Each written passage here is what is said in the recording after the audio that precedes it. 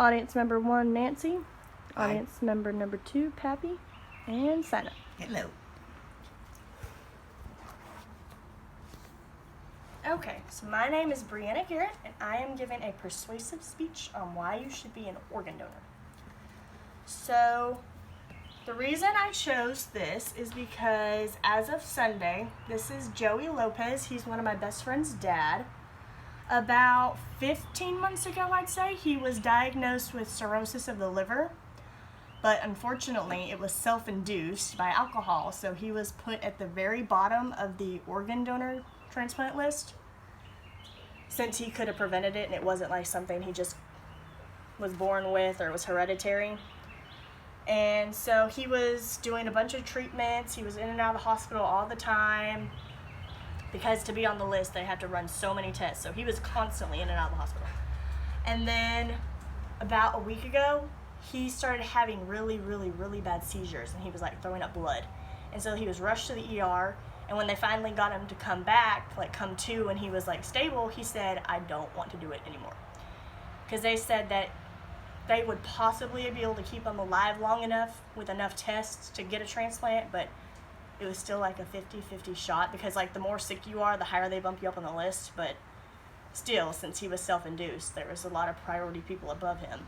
So he said he did not want to do treatments anymore, and he wanted to go home. So they brought him home, and they put him on hospice, and they gave him his little do not resuscitate bracelet, which was kind of morbid. And then as of Sunday night, he passed.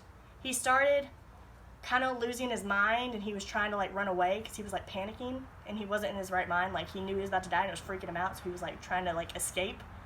And they were scared he was gonna like fall and like bleed out and hurt himself worse, so they just permanently sedated him. So he would just be asleep until he finally passed. So he was asleep for about 2-3 days, and then he passed so Sunday around 7, I think. So he was the reason I chose this topic, because maybe if there was more donors out there, he could have got a liver, which would have been nice. And basically, to be an organ donor, all it means is that if you were to die, God forbid, that all your viable organs are available to people who need them. And it's not easy to, or it's not hard, it's very easy to be an organ donor. You can do it when you go get your license, you just check a little box. Or you can do it online and be more specific, like you can specifically go through and you can pick exactly what organs you want to be available. Like if you just want to donate a liver, you can mark the liver, and then if you die, they only take your liver, and then everything else is disposed of and funeral, la-di-da. But you can, everything, like there's buttons like you can do just your eyes, just your heart, you can do your lung and your heart, and not your eyes. Like it's very specific. And you just do it online. It takes like 5 minutes. It's not hard at all. The reason I think everyone should be an organ donor is because, I mean, if you're dead, you're not using them, they could be helping somebody else.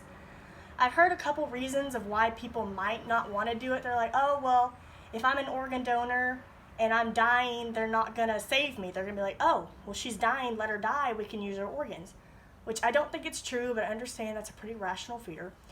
Other people are like, well, no, because if I die, they're going to give my organs only to the rich people or only to the white people.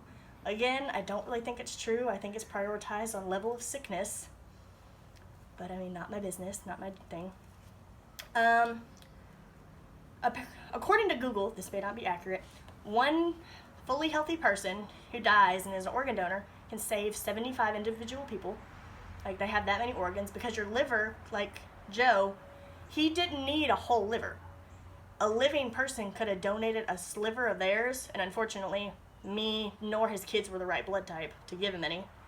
So if a healthy person died, or a person with a healthy liver died, they could chop that liver up into a bunch of pieces and distribute it amongst a bunch of people that needed a liver, because it actually regenerates. And apparently, 45% of Americans are actually organ donors, and that's less than half. So imagine, like, if we had like 100% people on the organ donor list, then our waiting list would like go off by half. Like, that'd be a lot more organs to donate with. Apparently, there are 114,000 people on the waiting list for organs right now, and it goes up by one person every 10 minutes.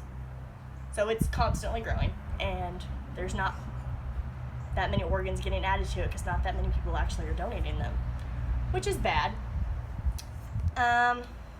Apparently, on average, 20 people a day die because they don't get an organ transplant, which is sad.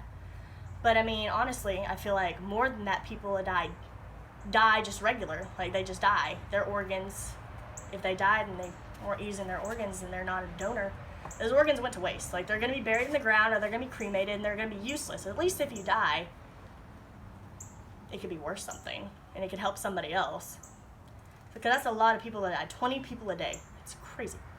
There's a lot of reasons that you would need an organ transplant. Like Joe, he had cirrhosis of the liver. You could have heart disease. You could have kidney failure. Or you could just, like, get in a bad wreck and, like, one of your bones, like, puncture one and it'd be, like, ruined and you would need something else. Like, there's a lot of reasons you would need an organ transplant.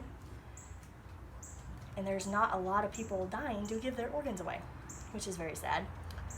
But anyways, that was what my speech was about. And it was all about him, if you want to zoom in on him.